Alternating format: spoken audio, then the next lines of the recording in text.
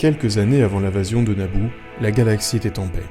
Le commerce était fructueux entre les différents systèmes, les Jedi étaient nombreux, sillonnant la galaxie afin de régler les conflits et de préserver la paix et l'harmonie. Les Sith avaient disparu depuis 1000 ans et aucune autre menace n'émergeait.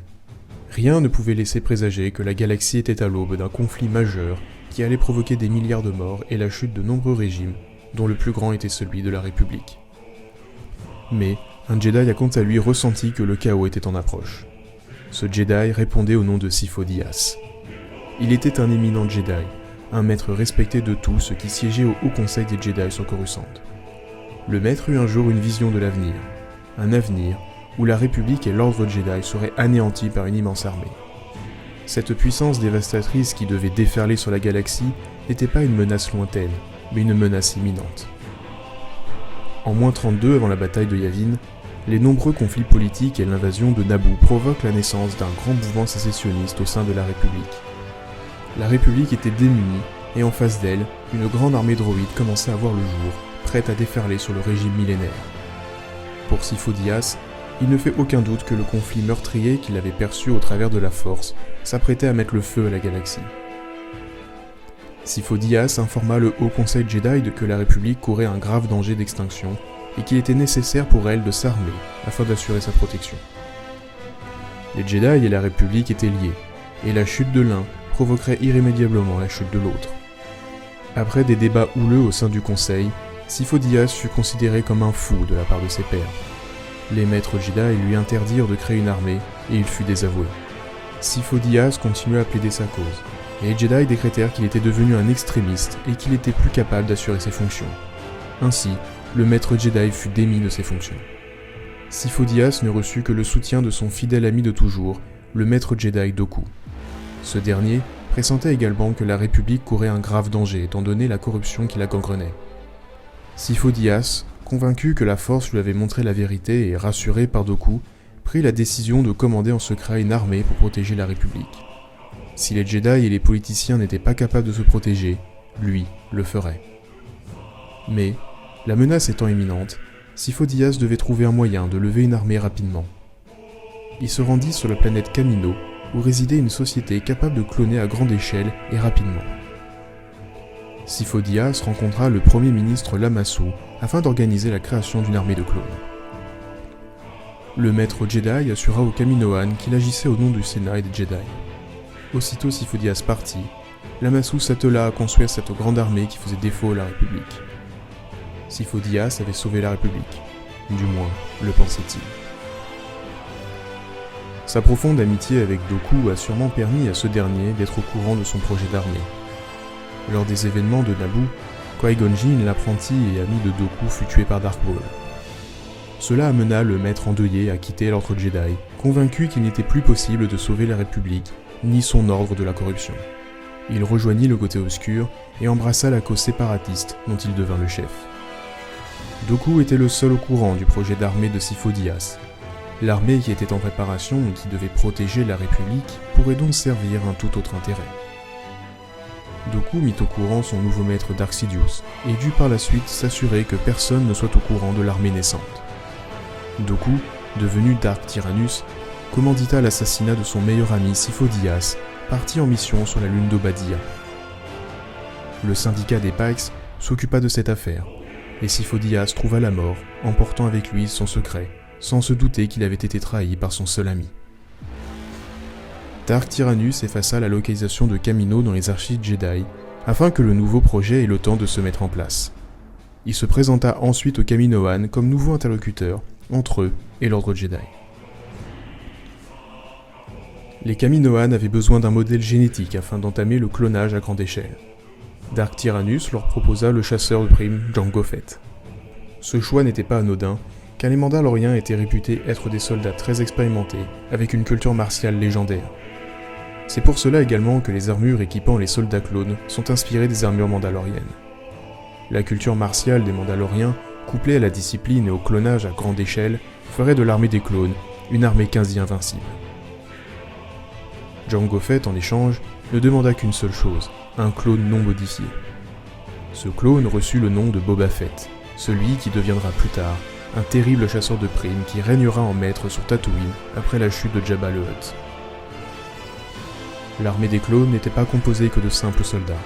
Elle possédait également des commandos d'élite dont l'efficacité était incomparable, mais également un commando spécial et unique, connu sous le nom de Clone Force 99. Cette dernière était composée de membres ayant eu une altération durant le processus de clonage, mais qui aiguisèrent des facultés particulières chez eux.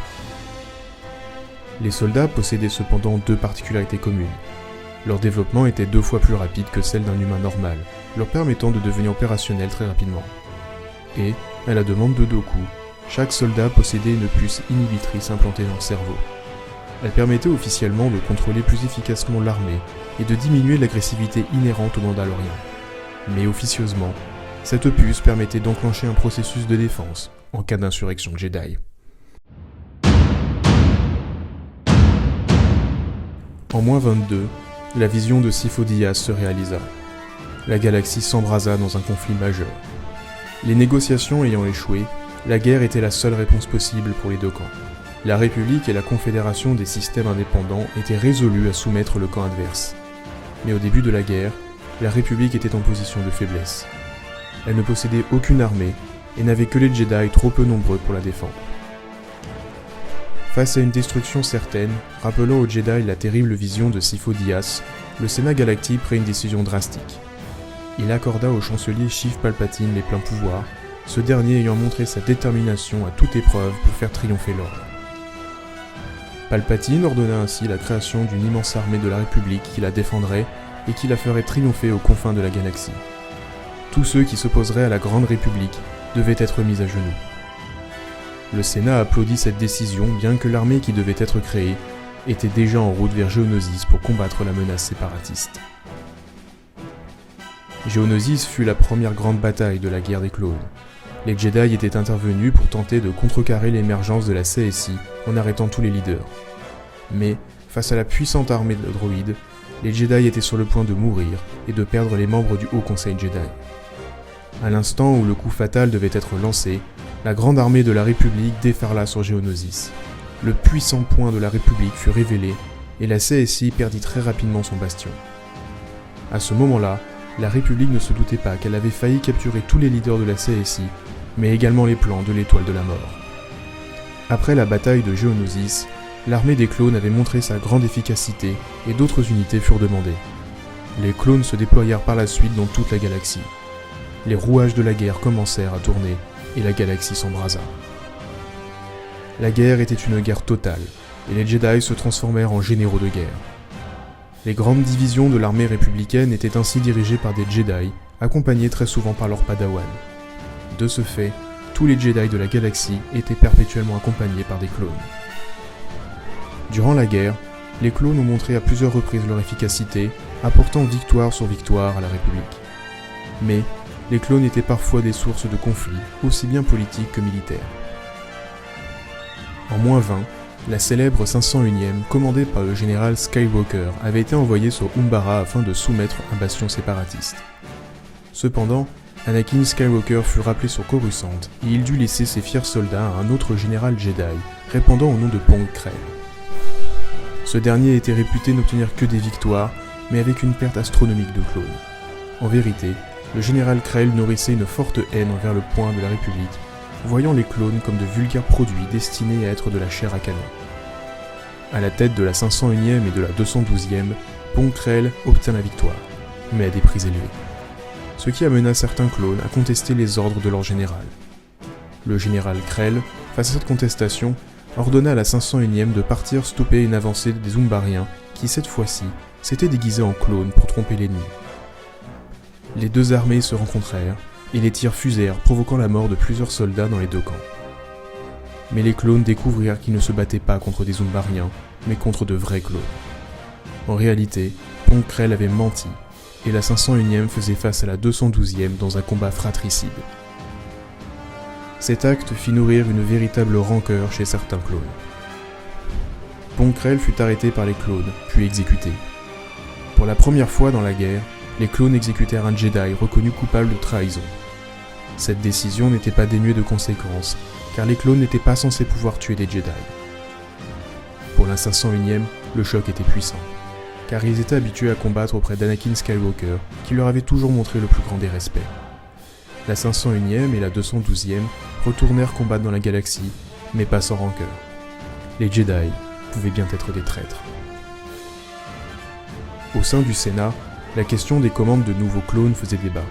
Le prix était bien trop élevé pour une république déjà fortement endettée. Deux camps se faisaient face, le camp de la fin des commandes de clones dirigé par Bail Organa, et le camp des partisans au dérèglement du système bancaire, permettant ainsi à la République de s'endetter encore plus, dirigé par la sénatrice de Kamino et le représentant du clan bancaire. Bail Organa ne put réussir à convaincre les sénateurs qui votèrent la dérégulation. La République s'enfonça ainsi dans une crise économique sans précédent.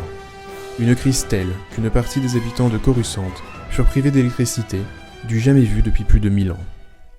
Lors de la bataille de Ringo Vinda, un terrible incident eut lieu.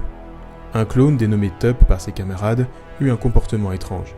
Son camarade Fives pensait que son ami n'était que victime de fatigue liée à la guerre, mais il fut surpris lorsqu'il vit Tup abattre de sang-froid le Jedi Tiplar, tout en répétant que les bons soldats obéissent aux ordres. Suite à cet acte, des investigations sont lancées en urgence par les Jedi, la République et les Kaminoans. Au départ, la première cause mise en évidence par les Kaminoans était un potentiel virus qui aurait altéré le comportement de Tup, mais cela ne convainc ni les Jedi ni la République. Fives, de son côté, commence à soupçonner les Kaminoans de cacher quelque chose et entreprit donc d'enquêter en secret. Ce que découvrit Fives dépassait tout ce qu'il pouvait imaginer. Tup n'avait pas subi l'infection d'un virus. Son comportement avait été provoqué par une tumeur formée autour d'une certaine puce cachée dans son cerveau. Cette puce qu'il avait trouvée était la puce inhibitrice. Fives poursuivit son enquête, espérant qu'il se trompait, mais toutes ses craintes se réalisèrent. La puce inhibitrice était implantée dans tous les clones de l'armée dès la première phase de développement et contenait un protocole nommé Protocole 66. Ainsi, Fives devient le premier à découvrir qu'un grand complot à l'échelle galactique visait la République et les Jedi, mais que ce complot remontait jusqu'au bureau du chancelier suprême. Les clones seraient donc un outil d'un plan global dont il ignorait encore les enjeux. Fives décida d'en informer le maître Jedi Shakti, comprenant que les Kaminoans étaient les complices de ce complot. Mais Fives tomba dans un piège lorsqu'il voulut informer le chancelier suprême de sa funeste découverte. Sheev Palpatine simula une agression de la part de Fives, renforçant l'idée que le problème de Tup, et maintenant de Fives, était lié au fait que la puce inhibitrice visant à canaliser l'agressivité avait été dysfonctionnelle. Fives réussit à s'enfuir et essaya d'en informer deux hommes de confiance, le capitaine Rex et Anakin Skywalker. Mais malheureusement, les révélations de Fives semblaient trop invraisemblables pour être vraies, et il fut abattu par un clone de sécurité de Coruscant. Les preuves de Fives furent rapidement détruites, et l'affaire fut classée. Dans l'ombre, les Kaminoans rassurèrent Dark Tyrannus que le protocole 66 n'avait pas été découvert, et que tout le système mis en place restait opérationnel. En moins 19, la guerre toucha à sa fin. Les séparatistes perdirent du terrain, et les leaders tombèrent au fur et à mesure. Dark Tyrannus se fit tuer par Anakin Skywalker, tandis que le général Grievous fut vaincu par Obi-Wan Kenobi. Les Jedi ressentirent à ce moment que quelque chose néfaste émanait du chancelier suprême qui refusait de rendre le pouvoir qui lui avait été confié. Leurs craintes furent confirmées lorsqu'Anakin Skywalker informa au maître Jedi Mace Windu que Sheev Palpatine, celui qui dirigeait toute la République, était en réalité Dark Sidious, le grand seigneur noir des Sith. Mace Windu, accompagné des meilleurs Jedi du Haut Conseil, tenta d'arrêter Dark Sidious, en vain. Ce dernier fut sauvé par Anakin Skywalker qui bascula du côté obscur. Dark Sidious décida qu'il était temps d'exécuter son grand projet, l'Ordre 66. The time has come. Execute Order 66. Yes, my lord. L'armée des clones s'éveilla, et un immense massacre débuta dans toute la galaxie. Les clones, autrefois fidèles compagnons des Jedi, devinrent le grand point du nouvel empereur Palpatine, bien décidé à exterminer le moindre Jedi. Anakin Skywalker, accompagné de sa fidèle 501e, extermina tous les Jedi au temple de Coruscant. La planète est quant à elle, placée sous la loi martiale. La République brûla et de ses cendres, un nouvel ordre vit le jour, l'Empire Galactique. Pendant que l'Ordre 66 s'exécuta dans la galaxie, Dark Sidious annonça que les Jedi ont tenté de le tuer et de renverser la République, et que désormais, ils devaient être considérés comme des traîtres. La République, par son échec, devait être réorganisée afin de devenir un véritable empire galactique qui apporterait l'ordre et la sécurité à tous. Cependant, certains Jedi réussirent à échapper à l'Ordre 66, comme Kanan Jarrus, Cal Kestis, Yoda, Grogu, Obi-Wan, Jocasta Nu par exemple. Ahsoka Tano, ancienne padawan d'Anakin Skywalker, sauva le capitaine Rex en lui retirant sa puce inhibitrice. Ce dernier lui avait indiqué pendant l'activation de l'Ordre 66 qu'un dossier recueillant le témoignage du soldat Fives résidait dans les archives du général Skywalker.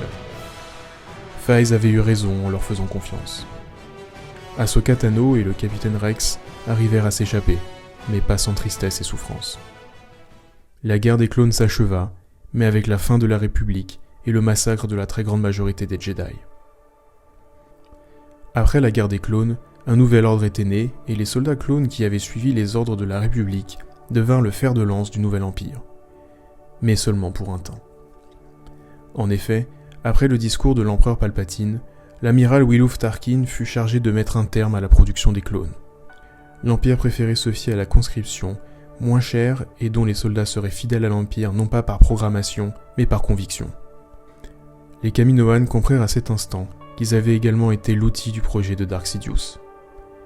Cependant, la grande armée des clones fut pleinement intégrée à la force militaire impériale.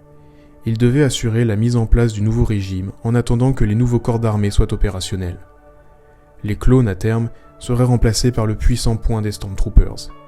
Les troupes d'élite seraient représentées par les Death Troopers, et la traque des Jedi serait placée dans les mains des Purge Troopers et de l'Inquisitorius. Mais une légion faisait exception dans la transition militaire. La 501e, composée des meilleurs clones sous le commandement d'Anakin Skywalker, devint la 501e Légion au service de Dark Vador. Les clones ne se doutaient pas que celui qui les commandait sous l'Empire était le même que sous la République. Dark Vador tenait à garder la 501e, la seule légion qui avait de la valeur à ses yeux. Au sein de cette légion connue pour son efficacité mortelle, existait une escouade d'élite qui intervenait sur les opérations les plus difficiles, la Task Force 99. Elle était composée de clones dont chaque membre excellait dans son domaine, dont un pouvait manier un sabre laser. La 501e Légion intervenait dans les opérations majeures de l'Empire. Elle fut présente lors de la capture de la princesse Leia à bord du Tentative 4, lors de la bataille sur Hoth, mais également sur la bataille d'Andor. Elle disparut lorsque leur chef Dark Vador rendit son dernier souffle. Une fois la production de clones stoppée et la technologie de clonage sécurisée, l'Empire détruisit toutes les installations de Kamino. Les scientifiques furent capturés ou exécutés sous la supervision du vice-amiral Edmond Rampart. Après avoir servi la République et l'Empire, les clones virent leur maison être anéantie. Bien que la purge Jedi avait éradiqué la majorité des Jedi, l'Ordre 66 était toujours actif parmi les clones, ce qui a amené les troupes de sécurité de Coruscant à ouvrir le feu sur Dark Vador, considéré comme un Jedi.